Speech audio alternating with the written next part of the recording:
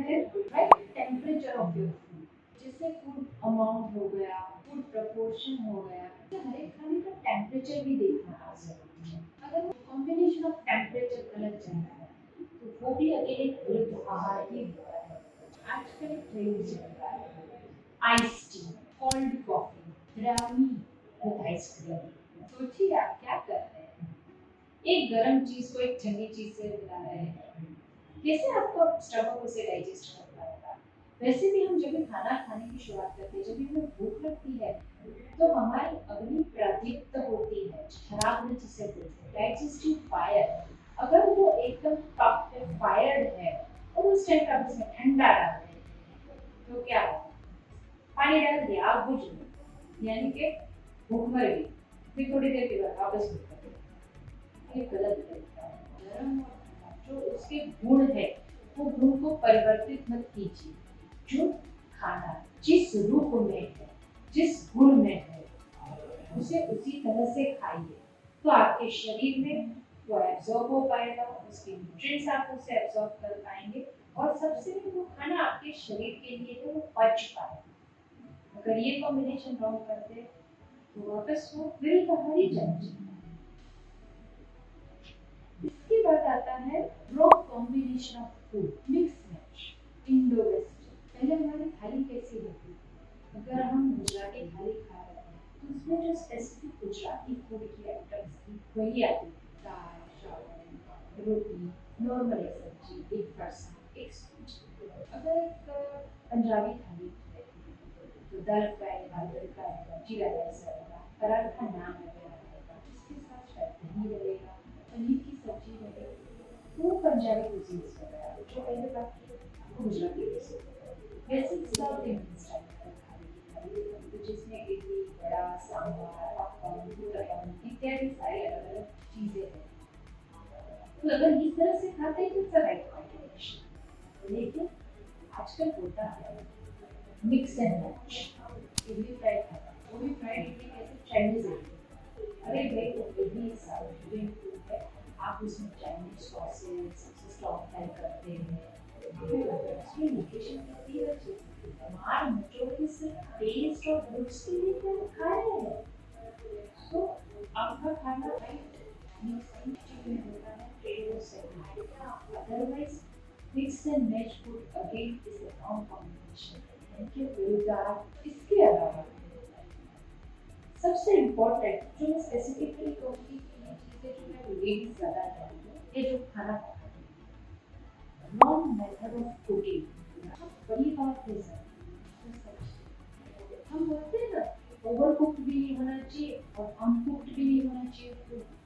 Over कुकनेस, जैसे अगर blind T की ज़रूरत है तो उसे ब्लाइंड टी कीजिए, उसे बॉइल्ड मत कीजिए।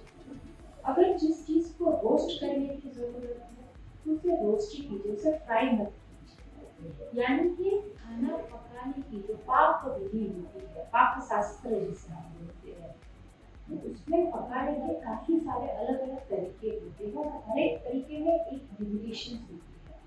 जैसे अगर हमें कोई भी मूंग मटकी बॉयल करना है और चना भी बॉयल करना है तो क्या हम मूंग मटकी चना के ऊपर में डालेंगे? जी नहीं, क्योंकि मूंग और मटकी जो है वो 2 से 3 विसेस में पक जाती है, जबकि छोले या तो चने रहते हैं उसे पकने में ज़्यादा टाइम लगता है, तो उसको 5 या 6 विसेस की शायद ज़रूरत पड़ सकती है। तो अगर ये भी चीज़ आपने मूंग मटकी चना साथ में डाल दिया और सपोज 3 सीटी बचा दिया तो चना पूरा पका नहीं, कच्चा रहेगा थोड़ा शायद। और अगर वही चीज़ चना पकाने के लिए आपने वही विसेस को 6 या 7 लेवल पे दे दी है तब भी मूंग और मटकी ओवरकुक हो गई। तो यानी हमेशा आप जब भी खाना बनाते हैं ये बहुत ज़रूरी चीज़ है कि आपको खाने को कितना पकाने की ज़रूरत है। स्विच तो उसे रोस्ट करके खा रहे हैं तो उसे एक लिमिट तक ही आप आंच पे रोस्ट कीजिए।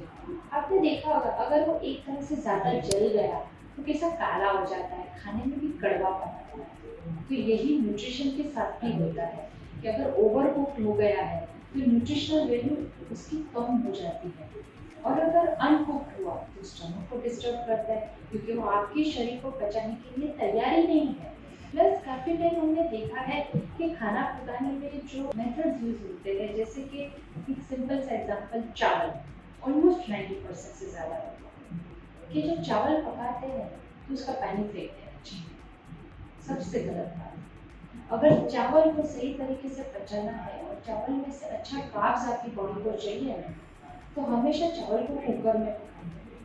कुकर में जो सीटी बजती है उसकी जो भाप होती है उसके अंदर जो चावल की अंदर की गुड फैट है, जो कार्बोहाइड्रेट्स है, वो एक्चुअली डाइजेस्टिव फॉर्म में क्रिएट हो जाती है। प्लस चावल में जो सॉल्युबल वाइटामिन और फाइबर्स रहते हैं वो अंदर के अंदर ही रहते हैं, ड्रेनेज में निकल नहीं जाते हैं। तो अगर आप कुकिंग की सही मेथड यूज कर रहे हैं तो आपके लिए the right combination of food, जैसे मैंने एग्जाम्पल्स देके समझाया कि आप इस तरह से कर रहे हैं तो वो फूड भी आपके शरीर के लिए विरुद्ध आहार की कैटेगरी में ही चला जाएगा। तो जो छोटी छोटी बातें हैं ना, अगर आप उसे कुकिंग टाइम पे, ईटिंग टाइम पे प्रॉपरली ध्यान रखते हैं तो आप हेल्थियर साइड पे हमेशा रहते हैं, कम से कम डिजीज को फेस करते हैं, आपका मेटाबॉलिज्म एट द टॉप रहता है। इसके बाद जो पॉइंट आता है lifestyle. Food must be according to your lifestyle, यानी कि एसी में बैठने वाले का फूड अलग होना चाहिए और जो धूप में काम करता है उसका फूड अलग होना चाहिए। This is again the right combination कि अगर आप सेडेंटरी लाइफस्टाइल जी रहे हैं, कि घर में 4 मेंबर हैं, आपको पानी का गिलास पी के शुगर बना नहीं है, तो आपके फूड में कैसा होना चाहिए कि आपका प्रोटीन कम यूज हो, आपकी फैट ऑलरेडी पड़ी है, कहीं यूटिलाइज ही नहीं, पसीना ही नहीं निकला, तो आप ऐसा फूड कॉम्बिनेशन लीजिए कि जो इजीली डाइजेस्ट हो जाए, जिसमें फाइबर ज़्यादा हो, राइट, और जिसमें कार्बोहाइड्रेट्स और फैट की मात्रा कम हो। नॉनवेज कम लीजिए, बताइए खाना जो नॉन वेजिटेरियन से, फ्राइड थिंग्स को कम कर दीजिए। ऐसे अगर कोई हैवी वर्क करता है, जिम करता है, रोड पे काम करता है, तो उसकी फूड कॉम्बिनेशन में रिच प्रोटीन होना चाहिए, रिच गुड फैट होना चाहिए, काफी सारे फैटी एसिड्स उसके फूड में होने चाहिए ताकि जो वो हेवी फूड लेगा उसे अच्छे से डाइजेस्ट कर पाएगा। उसके पास मूवमेंट्स है, एक्टिविटीज है, स्वेटिंग से उसका जो शरीर का कचरा है वो डिटॉक्सिफाई होता है। तो ये जो थोड़ी सी समझने की बात है कि food according to your lifestyle is the right combination, यहाँ पे करते पीछे पड़ रहे हैं, गलत हो रहे हैं, तो वो आपके लिए अगेन विरुद्ध आहार की कैटेगरी में जाता है। इसके अलावा आगे आता है आपका जो रूटीन है उस हिसाब से फूड का कॉम्बिनेशन होना चाहिए। Routine means what? सिंपल, हम सब सुबह जल्दी उठते हैं, उठते क्या होता है, जनरली एक गिलास पानी पीते हैं या उसके बाद प्रेशर आता है, फ्लश होता है, हमारा स्टमक क्लींस होता है, हम खुद नहा धो के फ्रेश होते हैं, यानी कि शरीर की गंदगी बाहर निकाल देते हैं, उठ के फ्रेश हो जाते हैं, नहाने के बाद स्वस्थ हो जाते हैं, क्लीन हो जाते हैं, और उसके बाद हमारा जो चाय नाश्ता वॉटेवर जो फ्रूट्स वगैरह है हम इंटेक लेते हैं। तो this is the right combination, क्योंकि प्रकृति ने हमें इस तरह से सिस्टम में डाला है कि भाई उठिए, ब्रेकफास्ट कीजिए, पेट को खाली कीजिए, दूसरे खाने के लिए तैयार कीजिए, तो ये सही तरीका है। पर आजकल bad T is actually a bad T. आप ब्रश नहीं कर रहे हैं, सीधा नींद से जाके आपको चाय या कॉफी पकड़ा रहा है, तो क्या मतलब है इस चीज का? जो अच्छी सलाइवा है मुंह में, उसी को सीधा कैफीन और टैनिन देके आप स्टार्टअप कर रहे हैं, तो ये तो कॉमन सेंस है, गलत चीजें हैं ये हमारे लिए, विरुद्ध आहारी हो गए ना। इसके अलावा काफी लोगों को आज